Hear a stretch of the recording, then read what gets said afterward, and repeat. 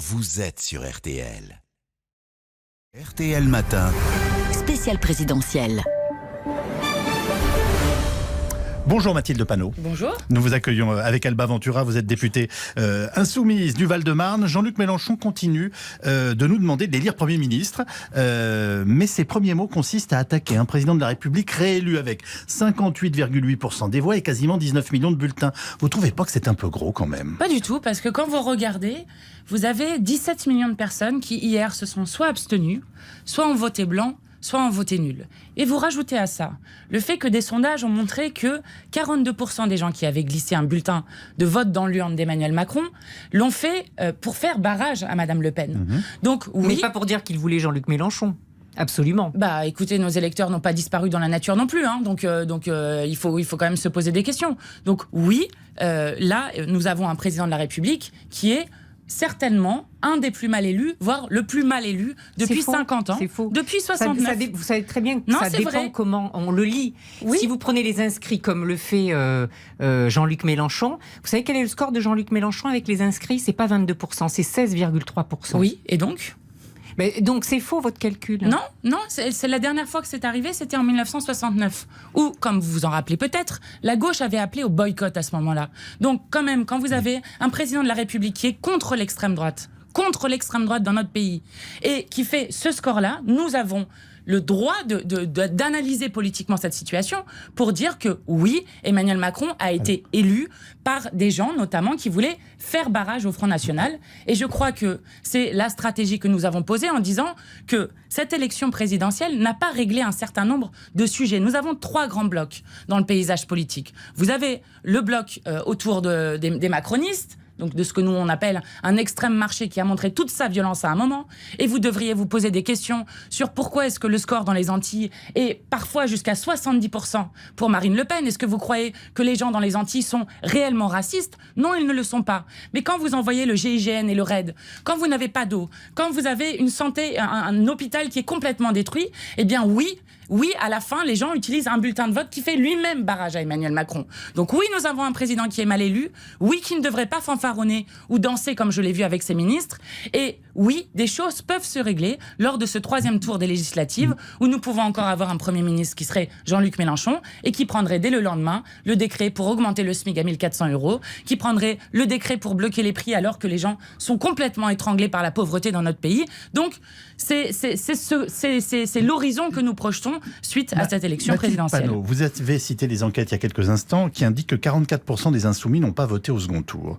Heureusement que Marine Le Pen n'a pas été élue parce que vous porteriez une très grave responsabilité si tant est que la France insoumise l'estime plus dangereuse qu'Emmanuel Macron. Non, alors là, je vois bien le petit jeu dans lequel vous voulez nous glisser. Qu'est-ce qui n'est pas clair quand Jean-Luc Mélenchon a dit pas une voix pour le Rassemblement national. Pas une voix pour le Rassemblement national, je crois que c'est extrêmement clair. La deuxième chose, c'est que vous savez, les électeurs ont ce qu'on appelle un cerveau. Ils sont intelligents. Et je crois que les consignes de vote qui étaient finalement un temps politique qui aujourd'hui, je crois, est révolu, eh bien les gens ont su quoi faire. Parce que si Marine Le Pen est battue, c'est aussi grâce à nous. Et je vais vous dire que nous avons défait Marine Le Pen et maintenant nous allons tout tenter pour, comme objectif, imposer Jean-Luc Mélenchon à Emmanuel Macron comme Premier ministre. Mais vous n'avez pas bénéficié d'un vote d'adhésion, vous, au premier tour. Vous avez bénéficié aussi d'un vote utile, Mathilde Panot. Eh bien, là aussi, les enquêtes montrent que 80% des gens qui ont voté Jean-Luc Mélenchon l'ont fait pour le programme. Vous savez, ce n'est pas quelque chose qui tombe du ciel, le fait de faire 22%. Pourquoi faisons-nous avec ce pôle populaire, avec ce 3e bloc, pourquoi faisons-nous 22% ? Sur la question d'une stratégie. Et la stratégie, elle est autour justement d'un programme. C'est ce que nous voulons mettre en commun aujourd'hui pour continuer à consolider et à élargir ce pôle populaire. Mais elle vient autour d'un programme. Et donc non, nous n'avons pas eu, alors peut-être un peu de vote utile, mais ce n'est pas la majorité des gens qui se sont rassemblés autour de la candidature de Jean-Luc Mélenchon. Parlons-en du bloc et je populaire. crois que ce pôle est solide. Alors vous l'appelez le pôle, vous. Alors parlons-en de ce pôle populaire. Ça veut dire quoi ? Et que faites-vous des socialistes, par exemple, qui ont dirigé le pays pendant 20 ans ? Alors nous, ce que nous avons proposé à différentes forces politiques, c'est de mettre en commun finalement à la fois notre stratégie. On peut les citer pour nos auditeurs ? À qui tendez-vous la main en ce moment ? Alors, nous avons des discussions avec Europe Écologie Les Verts, nous avons des discussions avec le Parti communiste français, nous avons écrit au NPA, Donc voilà, nous avons cette discussion-là. Et ensuite, sur la question des socialistes que vous posez, sur la question des socialistes, nous leur disons que comme nous voulons mettre en commun notre stratégie et notre programme pour faire avancer ce pôle populaire vers un gouvernement d'union populaire, puisque c'est l'enjeu de ce 3e tour et de ces élections législatives, nous leur disons que si nous voulons être sérieux, si nous voulons vraiment faire un gouvernement d'union populaire, alors il faut à ce moment-là être d'accord sur un certain nombre de points programmatiques.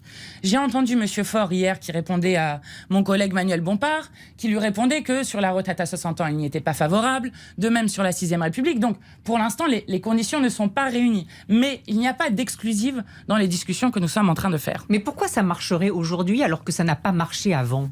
Vous n'avez jamais réussi à réunir tout le monde, ou plutôt le PC n'a jamais voulu vous rejoindre, les écolos n'ont jamais voulu vous rejoindre. Eh bien parce que je crois que ce qui s'est passé avec cette élection présidentielle, c'est justement le gros événement, c'est justement la constitution de ce pôle.